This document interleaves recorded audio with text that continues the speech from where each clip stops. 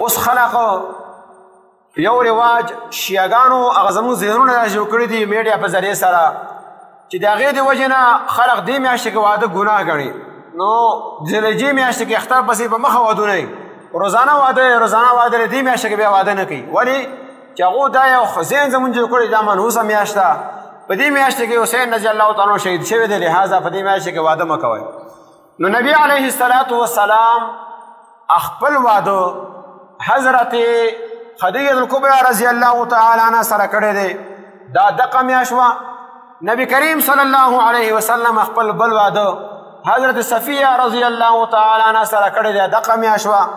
نبی علیه السلام خپل لور حضرت ام کلثوم حضرت عثمان رضی الله تعالی عنه ته واده کړی وه دقه میاشت وه او نبی علیه السلام خپله بله لور د دواړو هغه کسان چې هغو د جنت د ځوانانو هغه سرداران دي او هغه زنانه سره د هغه واده شوی دی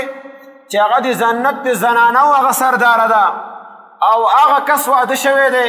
چې هغه د جنت د ځوانانو چې کوم د هغو مشران دي د هغو سرداران وي د هغو پلار د حضرت علي رضی الله تعالی عنه او د فاطمه رضی الله تعالی عنها واده هم په دقه میاشته کې شوی دی نو حسین رضی الله تعالی عنه چې پیدا شوی دی د هغه واده د هغه د پلار واده په دې میاشته کې شوی دی نبی علیه السلام خپل دو ودونه په دې میاشته کې کړي دي نبی علیه السلام خپل دو لوڼه په دې میاشته کې واده کړي دي او زما استاد ذهن دا دی چې دا میاشته منحوس ده لہذا په دې میاشته کې هغه تاسو واده مه کوئ نو دا غلطه خبره ده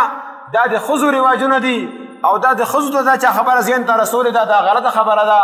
اسلام سره د دې تعلق نشته دی اسلام دا وایي چې دا محترمه میاشت ده دا د عزت والا میاشت ده دا د عظمت والا میاشت ده د خدیجة الکبرى واده هم په دې کې شوی دی د صفیه رضی الله تعالی عنها ام المؤمنین زما او ستا میندې دي د هغو واده هم په دې کې شوی دی او د ځوانانو د جنت د سرداران او نبی علیه السلام وی دا زما بچی دي او دا سره زما مینه ده دا زما ګلونه دي هغه ګلونو د پلار واده او د مور واده هم په دې میاشته کې شوی دی لہذا دا غلطه عقیده د ذهن نه وباسئ چې دې میاشته کې واده